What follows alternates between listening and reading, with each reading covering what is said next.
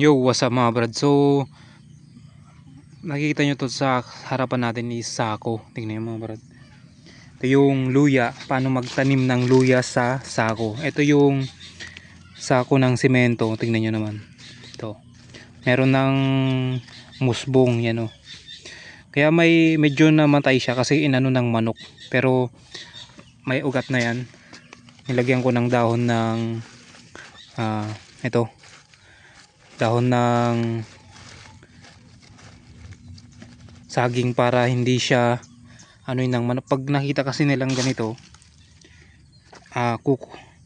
guguluhin yan, pupunta ng manok tapos kakail ano nila ng paa nila. Yun ang problema pag ganit nakita ng mga manok. Ngayon pwede, may solusyon naman dyan para hindi nila ano. Lagyan natin ng dahon ng dahon ng saging. Nilagay ko dito para akala nila walang lupa, ganyan lang, hindi nila anuin.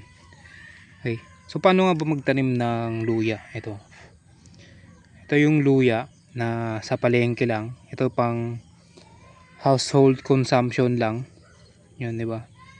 Pwede nyo, ito pag may nakita kayong musbong na ganito, ito yung kunin nyo lang ng maliit lang na parte. Tapos lalaki na yan basta maganda yung lupa. Ngayon magandang itanim to sa mga sako kagaya nito, sako ng semento. Actually itong isa parcel to eh, sako ng plastic ng parcel.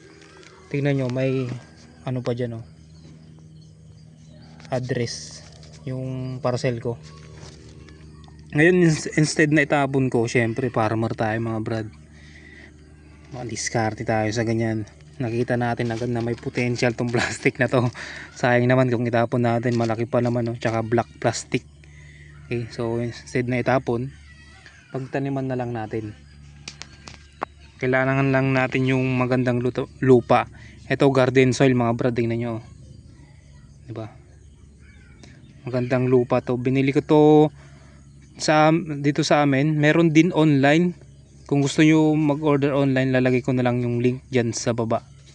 Yan o, magandang garden soil dahil may mga mix na siya ng rice hull, kukupit, tapos dun sa yung pinag-anoan daw ng wood. So marami siyang combination, di lang sa siguro mga 5. Yan. Ngayon tatanim natin to luya. Babaon lang natin to yan. Kasi hindi naman ganun kalalim. Basic na basic lang to mga brad. Kayang-kaya nyo gawin to. Tapos ang gagawin ko is lalagyan ko ng dahon ng ganito. Kasi may mga manok dito sa paligid. Gusto atang itinula ulit to mga to eh. Yan.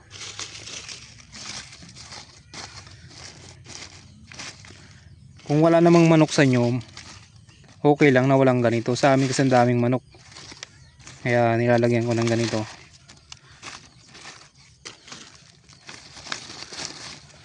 Para namang hindi nila masayang tinanim natin. Yan. Rainy season naman yan, kaya hindi to walang problema sa tubig. Yan. So after 1 year, ma-harvest na natin tong luya. Hindi mo na kailangan bungkalin sa bundok. Ito kasi pwedeng itanim sa bundok, may sloping, then pwede naman sa bahay. Ito kasi pang household lang, para pang pamilya. Kaya yan, pwede siyang ganyan. Pababa naman yan eh. Okay. Yun, so kaya nyo yan mga brad. Tanim lang kayo. Yeah.